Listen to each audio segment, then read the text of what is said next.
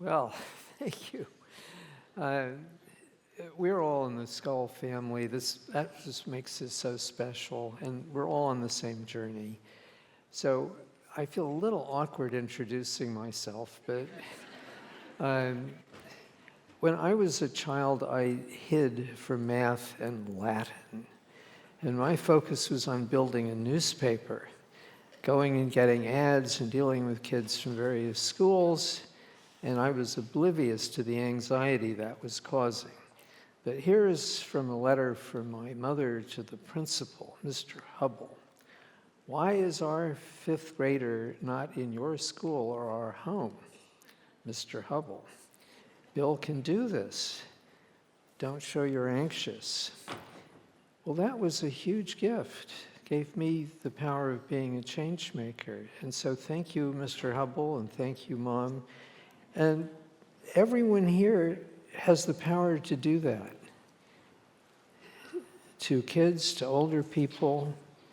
So as a late teen, several startups, the privilege of being in the Gandhian civil rights movement in America, and I was desperate to get to India. So 3 high school friends and I got together, and we got to India the only way we could, by car.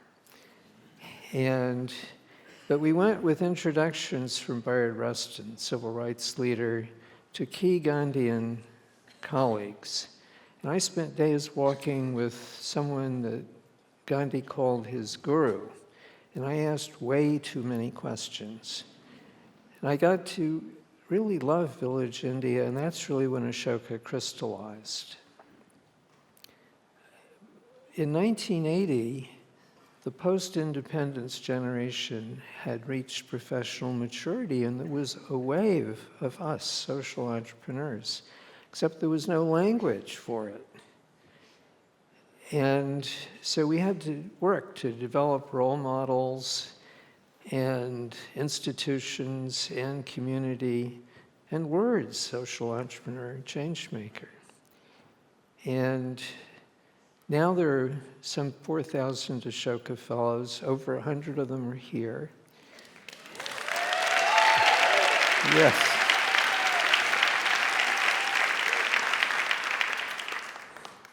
And they're amazingly reliable role models. 3/4 have changed national and or international policy within 10 years of launch.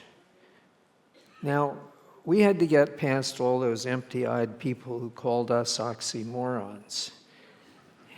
But once social entrepreneur was a fact, that empowered everyone. It's okay to create, to dream. And in fact, it's practical and respected and cool.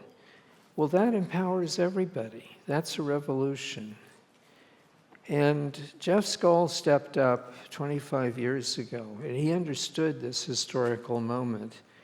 And he created the Skoll Center, the Forum, the Skoll awardees, and a program to make social entrepreneurship visible, a real sustained contribution.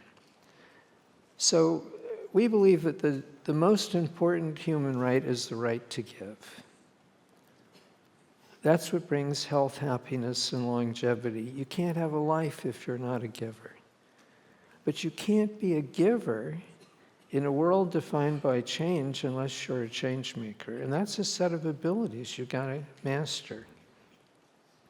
So our mission, I think all our missions, is everyone a change maker.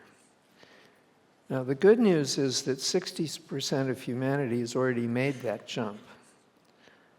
And here we have a community of superstars in that community. And what do we want to do? We want to give. And the biggest gift is the gift of being able to give or give at a higher level. Imagine a world where everyone is so motivated. That's a very stable world, and it's a world of equality. Now, the problem is the other 40% we are crushing those people. They don't see this new game. They don't have the ability to play in it. Here are some statistics of what that means. These are from the US. When you compare high change-making to low change-making areas, in 2000, the economic output per capita was roughly the same. 20 years later, the ratio was 71-29. And that gap is just accelerating. Now, this has consequences. If you live in the low change-making areas, in one generation, you and your neighbors have lost 4 years of life expectancy. This is not subtle. This is cruel, it's unethical, and it's really stupid. So we have to get together to help all those people have what we have, to be our partners as change makers. And we can do that. We know how to do that. So I just want to give you one example. We have 1,400 Ashoka Fellows whose primary goal is helping kids. And 89% of them put kids in charge in about 1 million schools across the world. What happens? Math scores go up, language scores go up, bullying rates go down.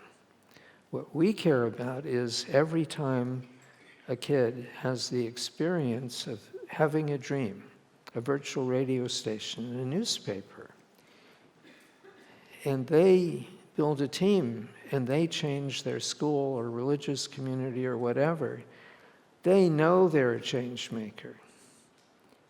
They have their PhD in the new game. They're going to have a great life. And they're bringing a whole team of other kids with them, and they and their team are telling their colleagues, be powerful now.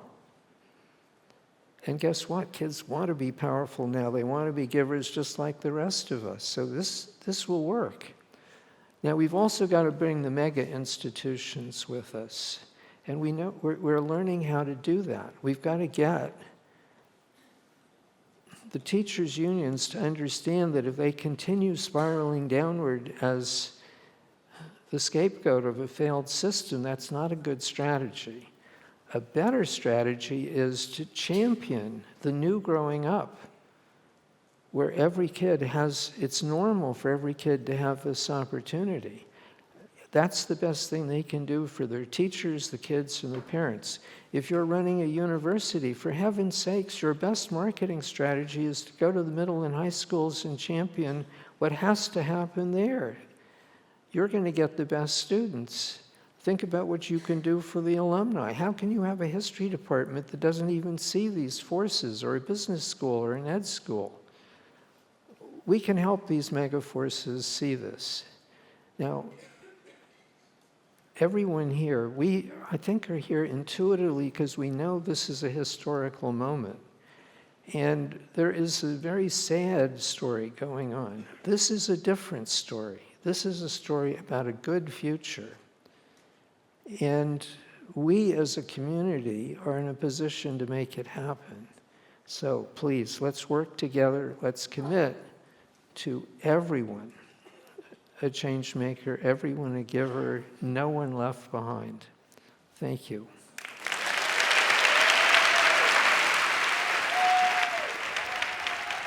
Thank you. Keep standing.